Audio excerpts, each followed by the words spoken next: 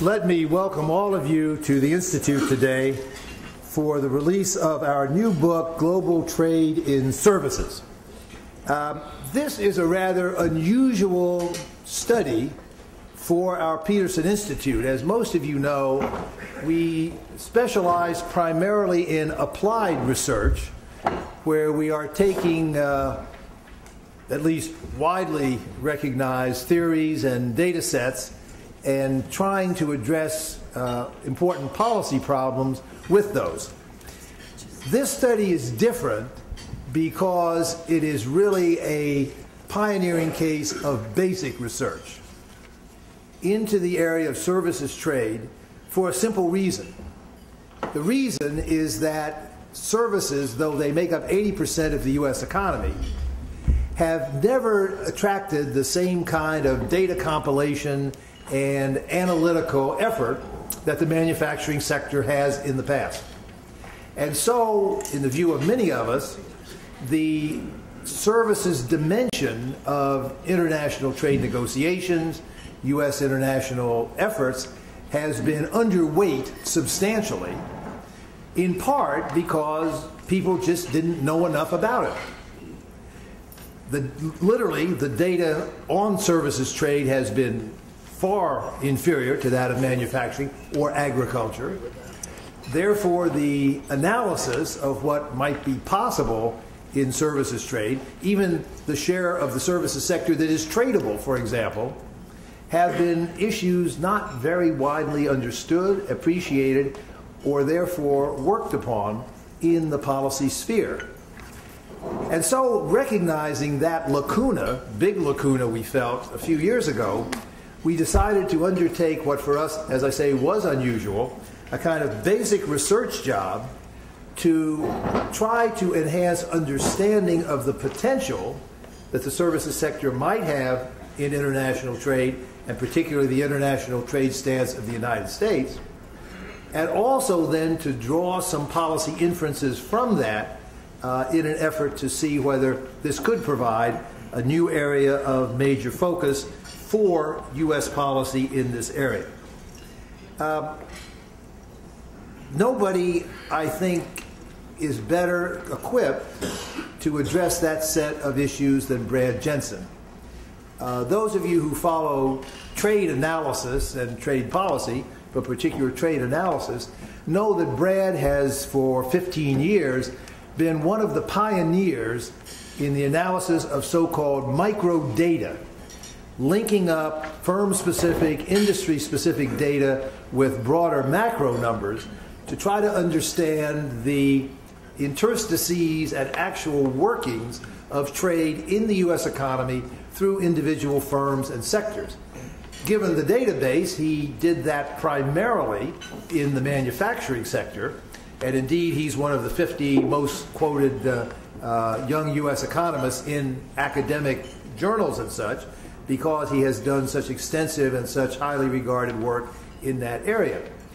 What he has done in this study is to apply that same methodology, as best he could given the data limitations, to the services sector.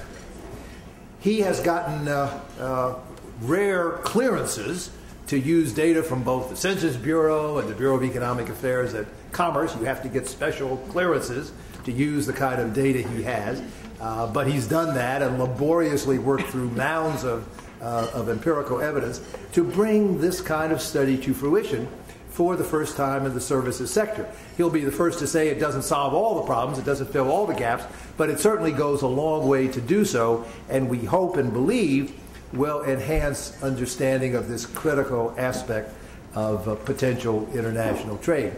Brad has been embarrassed to say that the study took 6 or 7 years to complete. I say, well, you do with what you have, so you now make it a badge of honor and say that you spent 6 or 7 years doing fundamental research, which is actually correct and was required to do this kind of job, do it right, as Brad has done.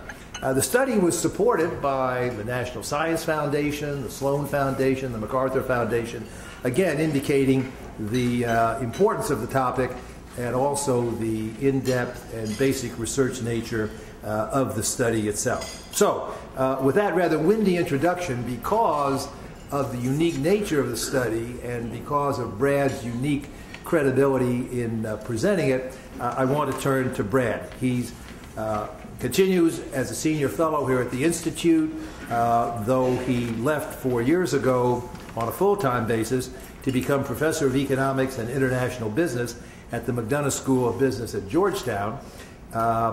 He was part of his time when he was here at the Institute. He was also my deputy director and performed enormously effectively in that position.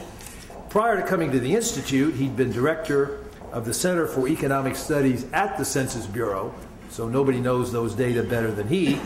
He had also taught at the Heinz School of Public Policy and Management at Carnegie Mellon in Pittsburgh, and so has a deep experience in the academic world, as well as here at the Institute, and now back to business school at Georgetown. Brad did his PhD in economics at Stanford, where, among other things, he played varsity rugby and returns, I think still, once a year for the alumni rugby contest, after which he comes back battered and bruised and taking a week or two to recoup in order to be able to begin his research again. But he stuck to it. Brad, we're all in your debt for this study on services. We look forward eagerly to hearing your results. Thank you much.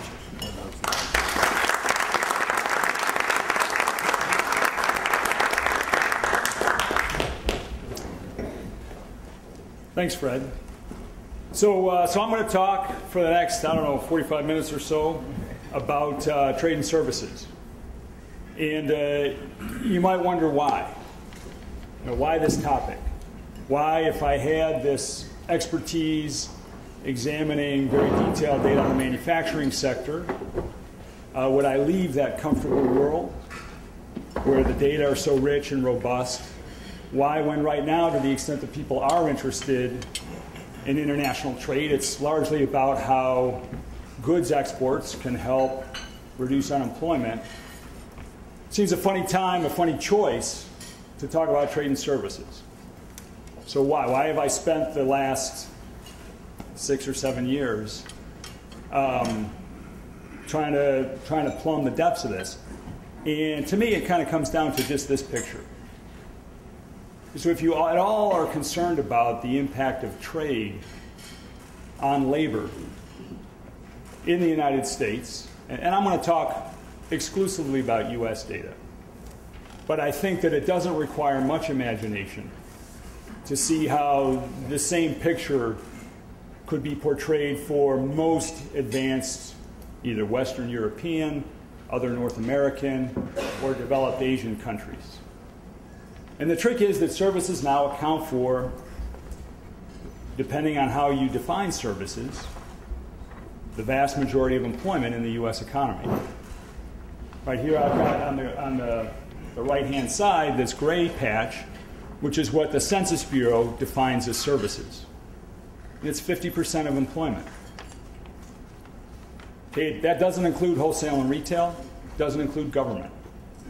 So with a broader definition of services, you could get up to, 80+% of employment is in the service sector. Okay, in contrast, the manufacturing sector, which seems to be a focus, if not preoccupation, in this town and in this country at this time, it's only 10% of employment in the U.S. Only 1 in 10 workers in this country works in manufacturing. Now, to talk about services, that 50%, it's a big bucket. So to provide some analytical cohesion to it, I'm going to pull out a piece of services. And it's what the Census Bureau, with the North American Industrial Classification System, puts in the 50s, what I'll call business services. It's the information sector, finance, insurance, and real estate, professional, scientific, and technical industries, and also administrative support. Now you think, hey, that sounds niche. I mean, how big can that sector be, that business service sector? How big can it be? And this is where I think, and this is a challenge, so I hope to challenge your perceptions about a number of things today. And this is the first challenge, and that is, I don't think we carry around the right picture of our economy. So you think what I just described, that business service sector, it's small, it's niche. No, it's 25% of the economy. It's 2.5 times the size of the manufacturing sector in terms of employment. And the rap on services is that these aren't good jobs. It's okay, Brad, these are a lot of jobs there, but these aren't good jobs. Well, that's wrong too. Okay? Average wages in the business service sector are 20% higher than average wages in the manufacturing sector. Okay? I mean, just to put a sharp point on it, I mean, when people talk about manufacturing, so I grew up in Detroit, and as Fred mentioned, I lived in Pittsburgh when I was at Carnegie Mellon, so I know manufacturing, right? Manufacturing. I play rugby, so I can talk about, manufacturing, right? So people think, motor vehicles, right? Cars, that's big. That's big stuff. Right? 900,000 people in this country work in automobile vehicle assembly, manufacturing, and parts. 900,000 people. Aerospace. That's another big, right? Aerospace, important industry, right? 440,000 people work in aerospace. Okay, engineering services. This is NAICS 541330. Right, 6-digit NAICS, very detailed. Can't be that big. Engineering services. More people work in engineering services than work in car production. Okay, and the wages are considerably higher. Okay, if I added in architecture and engineering, it'd be 1.2 million people. Okay, computer system design engineering. Again, that sounds niche. How big could that be? Almost 3 times the size of the aerospace sector. Okay, 1.25 million people. Again, really high wages in that sector. So I guess what I'd like to do by just challenging your picture of the U.S. economy. What's your mental map of what the economy looks like? And I think business services are important. Okay, so they're big, they pay high wages. Okay, if we look at what's happened over the past decade or so, manufacturing sector employment has decreased by about 20%. These business services, employment in business services have increased by about 30%. It's big, high wage, and growing. Okay, now that's not to say that any of this stuff is tradable. Okay, and so this is another thing that I'd like to challenge you on is what's your notion of how much of this stuff is tradable? I mean, the impression that I have in talking to people, and this is not statistically representative, but just in interacting with people, people think, hey, this stuff, services, yeah, some of it is, but there's not much. If we want to talk about trade, let's go back to talking about goods. And if they acknowledge that some business services are tradable, the next thing out of their mouth, or you can see it in their head, is, well, I'm uncomfortable with that. Because we're going to lose all those jobs just like we lost all those manufacturing jobs. Anything that is tradable, we'll lose it. Okay, because it is high wage. So those are the 2 other things I'd like to challenge today, is how much of this is tradable, okay, and then are we going to lose it? Okay, so what do I mean by trade and services? Well, here I think it's useful to use the taxonomy that the WTO has put forward, the modes of service trade. Right, mode 1 is cross-border provision. So think here about software production, happens in Seattle, and it's shipped all over the world. Right, so that's cross-border trade. Okay, consumption abroad. So imagine that there are ski resorts in Vail or Walt Disney World in Florida where people travel from other countries to visit. The factors of production, the capital, and importantly, the employment, okay, to provide those services are here in the United States. Okay, so I think of those as trade and services as well. The labor's here, the consumers live somewhere else. They're temporarily here, but they go back. Okay? Mode 3 is commercial presence in a foreign region. right? So that's when McDonald's wants to serve customers in Beijing. They need to open a restaurant in Beijing. Okay, undoubtedly, there is an employment effect here in the United States at McDonald's headquarters from those activities, undoubtedly. But that is a topic for another day. That is going to be difficult to tease out. Okay, so I'm going to set that aside for today. Okay, and then the last is temporary movement of natural persons. So here, think the architect or the consultant lives here in the United States. You know, I guess the Beijing Olympics, it wasn't an American architect, it was a Swiss architect that designed the main stadium at the Beijing Olympics. So there it was, you know, the architect lives in Basel, flies to Beijing, shakes a few hands, takes a few pictures, measures the site, flies home, works with the team there, develops the blueprint, flies back to Beijing, shakes some hands, delivers the blueprint. So that's mode 4. Okay, mode 1, mode 2, and mode 4, all those, the bulk of the employment, think of it as being in the United States while the consumers live elsewhere. Okay, mode 3, most of the employment, not all of it, but most of it is local. Okay, so I'm not gonna think of that as trade and services for today. Okay, that's active research for the future. Okay, because that's an important question, is how we trade headquarter services. But that's a topic for another day. Okay, why has this increased? Well, we've got dramatic decreases in travel costs and telecommunication costs. We've got a lot of internet penetration around the world. So moving information and people around is a lot easier. Okay, and what we see is that U.S. service exports, as measured by official government statistics, have increased, more than doubled over the last 10 or 15 years. Okay, same with service imports. Okay, the biggest category of both, the biggest contributor to the growth in both was what the Bureau of Economic Analysis calls other private services, which roughly translate into what I'm going to talk about as business services. Okay, so both have grown rapidly, yet we still run a positive trade balance in services. Okay, still run a positive trade balance in services and growing. Okay, so I hope to persuade you that there's something going on in services. Right? It's a big sector, a lot of employment's in play. These are good jobs. Okay, and now services trade is increasing.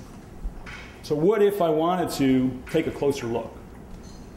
Okay, so as Fred mentioned, I've done a lot of work with microdata, where we can look at individual manufacturing plants to see how they engage with the global economy. What if I wanted to do that in services? Here's where it gets hard. Okay, so in manufacturing for goods trade, there are more than 10,000 10-digit HS categories. The Census Bureau publishes monthly data at the 10-digit level for every country in the world. So you can get export data and import data for, over 10,000 individual categories. Okay, that's 10% of employment in the United States. So on the services side, what kind of data can we draw on? Starting in 2006, which in official statistical terms is basically today, right? That's today, that's the current, right? We have 30 categories. If I go before 2006, we lose what little detail we had. If I go before 2001, back to 92, right, which if we're thinking about long-run changes in the economy, we want to take, a big view, right? That's what we have. So I guess the good news here is that the picture's getting better, right? We have a lot more detail than we used to. Okay, and that stuff is available, I think, quarterly now, not monthly, not for every country, but for regional groupings. Okay, so one of the messages that comes out of this is, if I persuade you at the end, you ought to go home and write your congressman and tell them the statistical agencies need more money to collect more data. Okay, so I found this unsatisfying. I thought that it would be difficult to pursue the type of research that I have pursued in the manufacturing sector with this level of detail. So I thought, well, can I do better? Is there some other way to try to identify at a more detailed level what's going on? Okay, and so I kind of groped around for a while to try to come upon, how can we identify what's being tradable? And what the intuition that I'm going to rely on has a long history, almost 100-year-old history in economic geography. And it talks about the export base. Okay, the export base is when a region specializes in an activity. And so the share of employment in that region is greater than the share of employment nationally. So I grew up in Detroit, Motown, right, where the auto sector was predominant. So there was a concentration of automobile production in Detroit. Not that we consume more cars in Detroit, though we probably did on average, but not to the extent that the production was localized. It was that those cars were produced and shipped everywhere. Here what we can see is Seattle, and we see that Seattle has concentrated in aircraft and aerospace. Right? The location quotients for aircraft production and aerospace products and parts are very high. For the kinds of activities like barbershops and grocery stores that are not traded, the location quotient is 1. Okay, where it's concentrated, so aircraft and parts in Seattle, think Boeing, right? It's quite a bit higher than 1, the location quotient. Okay, and I think people are comfortable thinking about, well, Seattle produces aircraft and they ship them all over the world. So the intuition I have is that, well, we can use this same methodology to identify, using this mismatch between production and consumption, to identify what service activities appear to be traded within the United States. And if we look at software, it's hugely concentrated in Seattle. And again, it's not because people in Seattle consume more Windows products. It's that they're shipped all over the world. Okay, so I think this flows through pretty comfortably.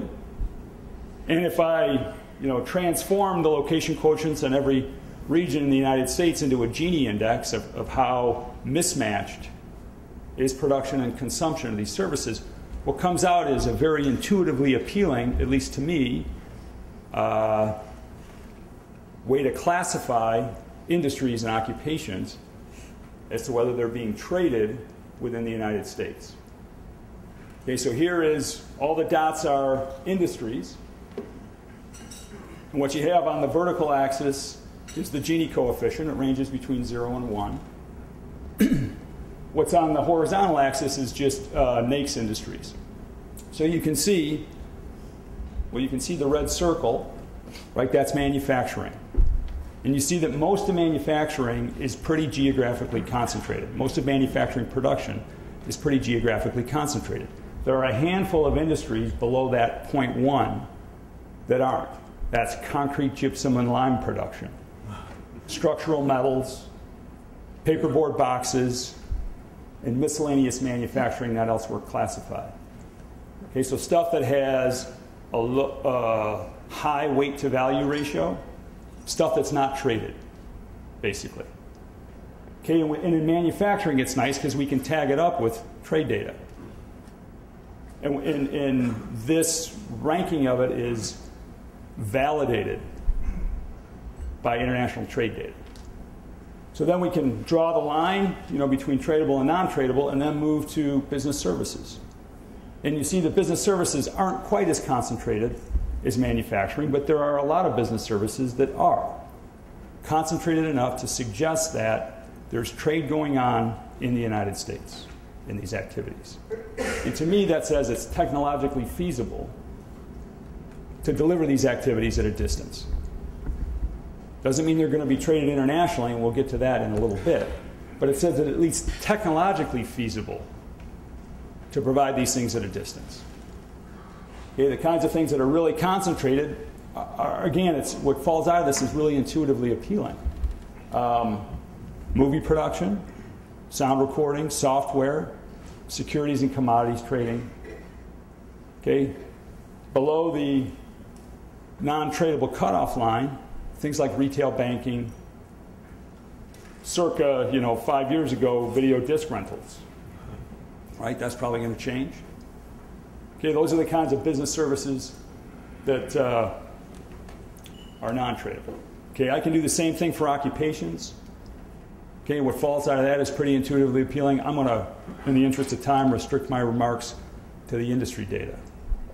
But all this stuff of the story I'm telling you, it seems to hold for occupations as well. Okay, and adding in occupations, all it does is makes the numbers bigger. Okay, so with this now, so what I can do is I can say for an industry or an occupation, it's either tradable or not tradable. And then I can do lots of things. I can add up. So how big are these tradable service activities? What do the workers in these activities look like? And then how should I think about what would happen if we saw increased liberalization in services trade? Okay? Everybody with me so far? Yes. Yeah? Okay. All right. So when I add them all up, and this is just industries, we see that this could be a big deal. The employment in business service industries that are classified as tradable using the methodology I just described, in terms of employment, it's bigger than the manufacturing sector. 14% of employment in the U.S. is in tradable business service industries. Again, if I added in occupations, that'd get bigger. Okay, so this could be a big deal. Now, when I started this, I expected to find that. I expected to see that. But what I found next, I didn't expect to see. And this is, I think, crucial to understanding how this all comes together. Okay, so what this is looking at workers. So not only are they big, not only is this tradable business services category big, but the workers in these activities are really different, qualitatively different than either non-tradable business service activities or the manufacturing sector. So what I show here is the share of workers with either a BA or an advanced degree. In manufacturing, about 24% of workers have a BA. About 7% of workers have an advanced degree. In non-tradable business services, it's about the same. 29% have a BA, 7% have an advanced degree. If I look at tradable business services, and note, again, it's big. Right, 18 million workers. Okay, half, 50% of the workers in those tradable business service industries have a BA, and almost 20% have an advanced degree. Okay, these activities are qualitatively different than either manufacturing or non-tradable business service activities. They are highly skilled activities. And if you look, as you would expect with those kinds of educational differentials, earnings are quite different too. Much higher earnings. Now, a lot of that could be due to the higher educational attainment. So, try to push hard on that and try to use regression analysis to control for educational differences. Right? And if I look within the middle set of bars is business services. And this is the results of kind of a Mansurian wage regression where I look at earnings on a bunch of worker characteristics. So I try to control for age, gender, race, educational attainment, the industry that you work in, or the sector that you work in, and the occupational category that you work in. And if you're in an occupation and an industry that are both classified as tradable, even controlling for all those observable worker characteristics, you earn about 20% more than workers in the same sector and in the same occupation. That's big. That's a big number. Okay, these activities are different. High skill, high wage activities. Okay, overall, for all workers, the differential is not as big, but it's over 10%. In high-end service occupations, the picture looks pretty similar. Okay, these are high-skill, high-wage activities. They're different, qualitatively different. Okay, so should you be afraid? Should you be afraid? I mean, this is the reaction, right? People's reaction, wow, these are high wage, we're going to lose all those jobs. Right, we're going to lose all these jobs, right? People who should know better, right, have that fear, right? Alan Blinder, both on the front page of the Wall Street Journal and in his foreign affairs piece, right, says that we should be afraid, right? We should specialize in non-tradable services. He almost says exactly that in his foreign affairs piece. Okay? That's wrong. That's wrong. That's not the way to think about this. I mean, over a century of international trade theory tells us that this isn't the way to think about it. And what I'm going to show you is the data tells us this is not the way to think about it. The way to think about this is through comparative advantage, the lens of comparative advantage. Comparative advantage tells us that we have comparative advantage in activities that are intensive in factors where we have abundance. And for this story, I think the factor of most interest and of most salience is skill or education. Okay, so I'm going to tell you a story. Okay, so this is circa 1985. This is what the world looked like in 1985. Okay, and you can think of this as setting the table. This sets the table for all the pictures, all the data that I'm going to show you. And what you see is that the U.S. is really an outlier in terms of educational abundance. Okay, so for the recent past, the U.S. has been abundant in skill. Okay, so that says that we should have comparative advantage in activities that are skill intensive. Okay, so what are skill intensive activities? Well, let's look at manufacturing, which we measure better and we think we understand better. Okay, so what this is every dot here is the manufacturing industry. What's on the horizontal axis is the share of workers in that industry with a BA.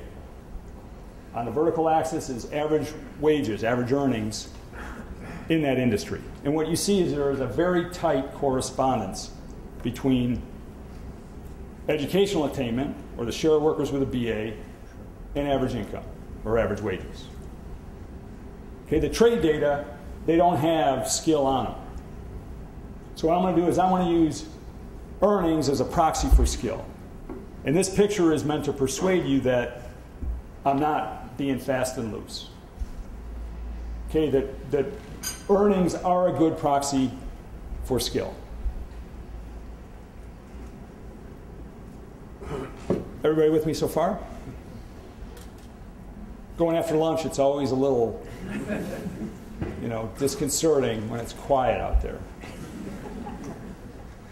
Okay, so earnings, skill, tight correspondence. Okay, so now what I have here is where we import stuff from. This is the share of U.S. imports that come from really low-wage countries. So think China. And what you see is that for low-wage stuff, typically labor-intensive stuff, you think low-skill, we import the vast majority of it from low-wage, labor-abundant countries. Okay, leather, textiles, apparel, furniture now. Okay, we import most of that stuff from low-wage, labor-abundant countries. At the high end, the high-skill end, we import very little from low-wage, labor-abundant countries. The one outlier, right? Dare I? Right? That outlier? That's computer and electronics. I think that's an artifact of classification. Right? If I could peel out iPod assembly, right, it would move like that. And if I could peel out semiconductors, it would move like that. Okay? So I think that this is a reasonable way.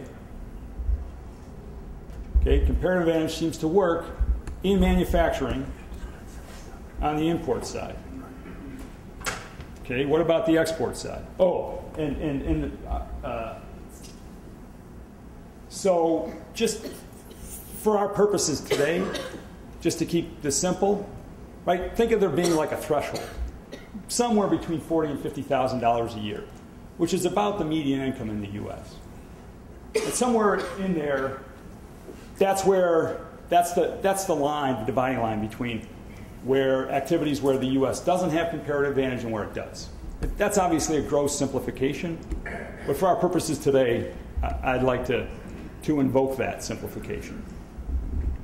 Okay, and somewhere between 40 and 50, above it we have comparative advantage, below it we don't. Okay, and this picture seems to bear that out. Okay, on the export side, this is exports per worker.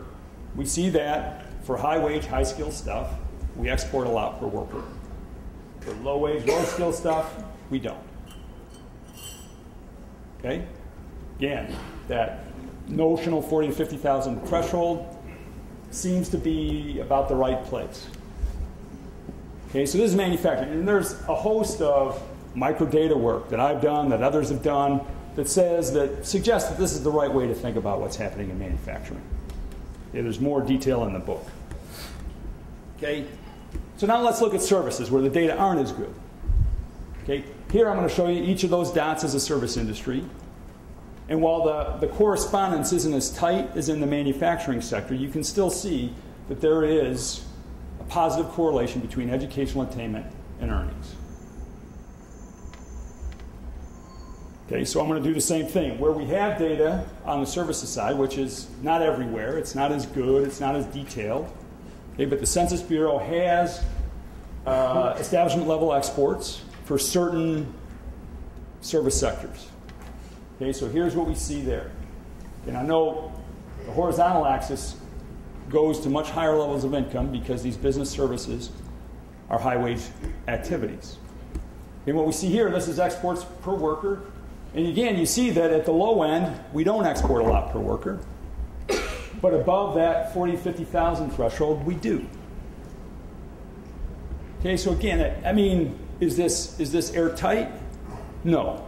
The data don't permit airtight. But I'm trying to lever what we know from manufacturing into services. Okay, and it seems to work.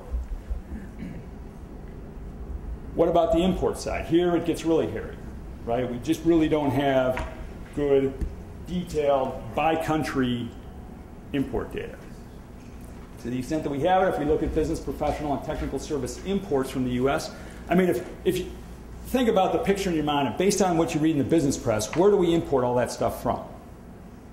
India. Right? Isn't that the picture you have in your head? It all comes from India. Right? Well, based on official statistics, 2/3 of it comes from Canada, Western Europe, or Japan, Australia, or South Korea. Okay, the U.S. doesn't import very much of this business service stuff from low-wage, labor-abundant countries. I think that makes sense. Right? These countries, Canada, Europe, developed Asia, look a lot like the U.S. They're going to have comparative advantage in these kinds of activities. Okay, these low-wage, labor-abundant countries aren't. Okay? That's not as detailed as we would like. So I tried to go a little bit further and use data on U.S. service multinationals affiliates, where they're located. Right, again, you think that they might be the kinds of firms that can exploit labor arbitrage the best, right, the multinationals. So where are they locating their affiliates? More importantly, where are they locating affiliates that provide services to the parent? I'm going to call those vertically integrated affiliates. Okay, so where are service affiliates located? Well, service affiliates tend to be located in, compared to other multinational affiliates, in countries with higher GDP per capita. So the blue bar is service affiliates, the red bar is manufacturing affiliates. All service affiliates on average service affiliates are in higher GDP per capita countries than manufacturing affiliates. Okay? If I look at vertically integrated, so this is the service affiliate or the manufacturing affiliate sends more than 60% of its output back to its US parent. And what this bar says is that the service affiliates that are vertically integrated are in even higher GDP per capita countries than normal service affiliates. And vertically integrated manufacturing affiliates are in even lower GDP per capita countries than the average manufacturing affiliate.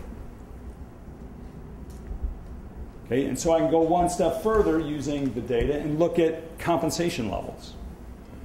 Okay, compare compensation at these vertically integrated affiliates to other service affiliates. So not only they're in higher income countries and they pay higher wages.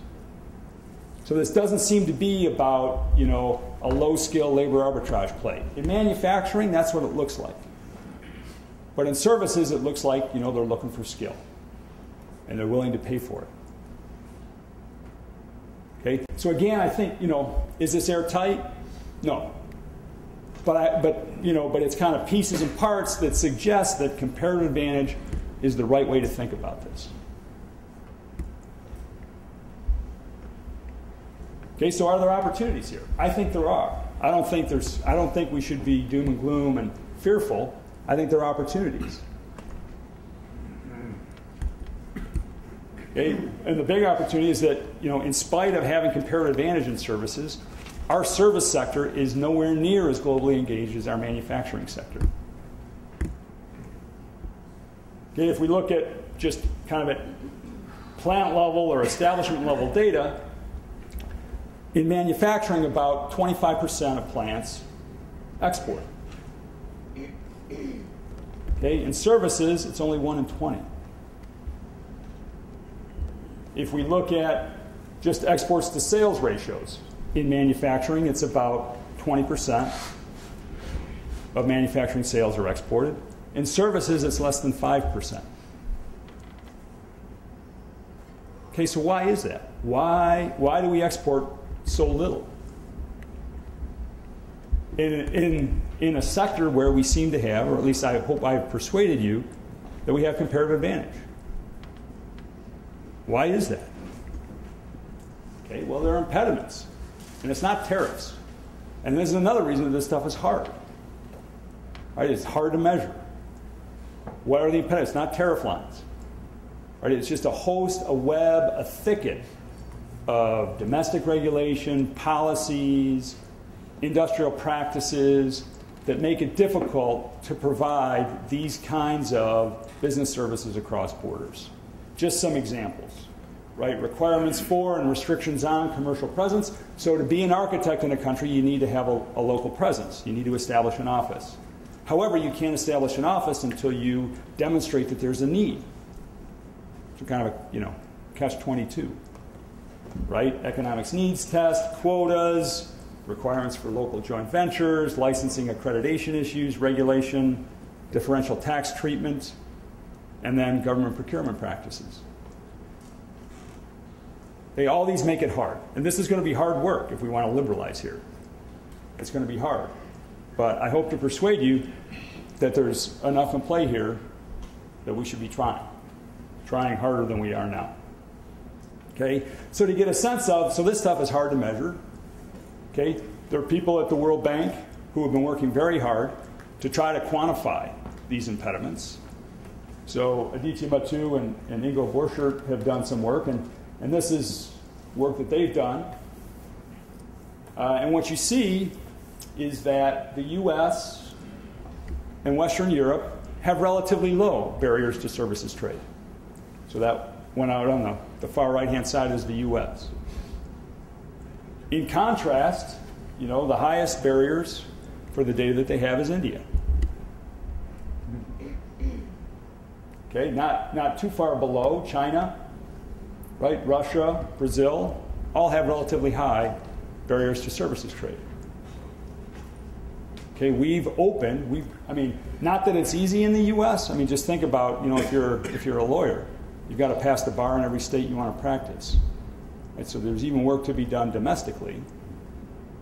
But internationally, it's even harder. And where the advanced economies have unilaterally liberalized, largely. Okay, the large, fast-growing emerging markets have not. Okay, I think we need to address that. So labor market impact, what's the potential here? Should we be afraid? What if we did? What if we were successful at liberalizing services trade? What would happen? Here again, I think it's comparative advantage. We're going to lose. There's going to be reallocation.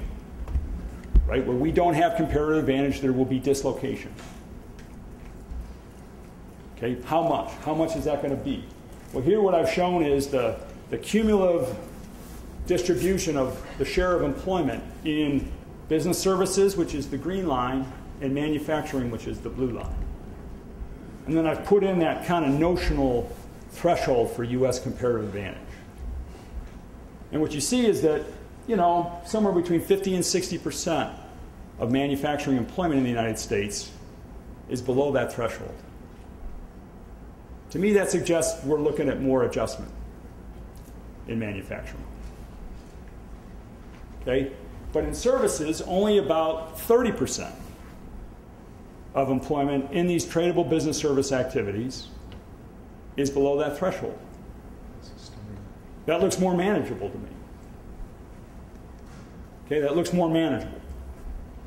That not so much is at risk there. So we should be pushing. Most of the employment is in activities where we have comparative advantage. Okay, these will be beneficiaries. Okay, if we look today, kind of net change in employment, business services, tradable business services don't look that much different than non-tradable. I mean, they have more employment growth, largely offset by losses in the manufacturing sector. Now, again, I mentioned that I grew up in Detroit, right? So you might worry about, are there these kinds of localizations of service activity that are going to wipe out whole communities if there is this kind of dislocation that we've seen? And I think that the positive story here is most business services are located in big metropolitan areas that have dynamic local economies. And in fact, in no region in the United States is more than 3% of employment in the region in low-wage tradable business services. So it's not like Pittsburgh and steel and Detroit and autos. Okay, these low-end tradable business services are kind of spread ubiquitously. So I think the risk of, the kind of communal damage that we've seen is not as great. Okay? So some concluding observations. Okay? The U.S. has, I think, much to gain and risks limited dislocation from liberalization in services trade. Tradable services are skill intensive, and the U.S. still is relatively skill abundant. Okay, that's the big picture, I think. Intellectual property is important for U.S. export-intensive industries. If you think back to that exports per worker picture, the ones that were really high are all IP-intensive industries. We need to continue to work to persuade our trading partners that this is really important to us. Okay? The large and fast-growing economies impose high barriers to trade and services. I think we should work to level that. We've unilaterally liberalized here. In the WTO, we have largely liberalized in goods trade, which is not our comparative advantage. For our sake, and even for the developing economy's sake, we need to liberalize in services. They need access to our cheap services. Okay, and this is why there's a huge infrastructure boom coming. By some estimates, $40 trillion in infrastructure spending. Right? Roads and water systems and sewer systems, water treatment, airports, harbors, commercial real estate, residential real estate. Right? All this is going to be built. $40 trillion, most of it in these large, fast-growing, developing economies. This is exactly the kinds of activities that are going to take advantage of architecture services, engineering services, project management services, right? Water treatment engineering services, financing. Okay? We should be working to make sure that the playing field is level so the developed economy, service firms can participate in this historic boom. Okay? It's in our interest. I would argue that it's in the developing economy's interests. They need access to cheap services. They need, cutting-edge technology to build out their infrastructure. Okay? These projects are likely to be at least partially funded by the government. Okay, so the government procurement agreement in the WTO is really important. Okay, right now, all the signatories are the developed economies. None of the big, fast-growing economies are signatories to the GPA. So it's not just, in the WTO that we need to liberalize services. There needs to be, some kind of hookup with GPA. I think that'll be crucial. Okay. Okay. Now that I'm a professor, I couldn't let this one go. Right. Education matters. Okay. So this is similar to the picture. This isn't the picture that I showed you earlier. This is similar to it. It shows for the cohort 60 to 64. Okay, so people kind of in their peak earnings years, what their average educational attainment is. And you can see that for that cohort, the U.S. is still an outlier. Okay, if there's something to fear, if there's something to be concerned about, it's this. Okay, the green is 25 to 29-year-olds. Okay, and what you see is that the rest of the world has gotten the message that if you're educated, you enjoy a nice standard of living. Okay, and there have been enormous strides made by some of these very large economies. Okay, and that is going to have profound implications for the way comparative advantage works over the next 20 years. Okay, if the U.S. actually slides down. So this line, that used to look like this, it's leveling. Okay, if there's anything to be concerned about in the story that I've told you, this is what I would attach. Okay? All right. So maybe I've persuaded you that this matters, that this is the right way to think about it. So now, just to be provocative, how big could this be? Right? So many reasons. It's with trepidation that I put out this number. Right? Every bone in my economist-trained body recoils at doing this. But Fred, he's very persuasive. So, lots of reasons to really wonder why I'm doing this. But so how big could this be? I mean, this would be really hard. And this is just a simple thought experiment. Right? Many reasons to question this number. But just to kind of scale it. Right? Imagine if we could get the exports to sales ratio and tradable business services to the same level as in the manufacturing sector. How big would that be? I'm not saying everything is traded. I'm just saying that we get the exports to sales ratio up to 20% like in the manufacturing sector. Okay? So back of the envelope numbers. So there's employment in tradable manufacturing, it's about 12 million. In tradable business services, it's about 20 million. Both have sales. This isn't value added. This is sales of about 5 trillion. Okay, exports in the manufacturing sector are about 1 trillion. So about 20% of manufacturing sales are exports. Okay, in services, it's less than 5%. So what if we could take that 5% and make it 20%? That would be almost $800 billion in export sales. That'd be a 40% increase in total U.S. exports. I think that's a big number. I'm not sure that that's the right number, but that suggests that it's a big number. The right number is probably big. Right? And if I were to go one step further, and fall into the jobs thing, right? I mean, if it was $800 billion in exports, and you figure, what's output per worker in services, and I just divided that $800 billion by average output per worker in tradable business services, how many jobs? I mean, I'm not saying that this is the number, but like how big could it be? It's about 3 million jobs. Okay, I'm not sure that's the right number, but it's a big number. Okay, so this could be a big deal. Could be a big deal. Okay, policy recommendations. So as I said at the start, this has all been U.S. data, but I think that if I put UK or German or French or Japanese or Canadian, any of those countries, the picture would be basically the same. Okay, so I think the United States, in cooperation with the other developed economies, should push aggressively to open the large and fast-growing markets to services trade.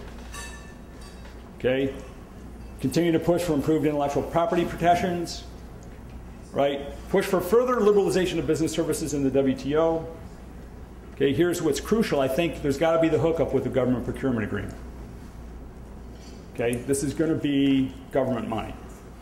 And we need to be part of that huge infrastructure boom. Okay, our firms need to be part of that. Okay, other broad things, we should continue to make access to education a high priority. Okay, we should strengthen the social safety net. Okay, I mean, I'm not talking about manufacturing here, but I see more adjustment in manufacturing coming. Okay, and last thing, so I live in the data world, we need to spend more money to collect better data on services. Okay, I know that that's going to be a hard, swimming upstream in these budget times, but we won't know what the hell is going on in the services sector if we don't spend more money. And as I hope I've persuaded you, we should know. Okay, so thank you.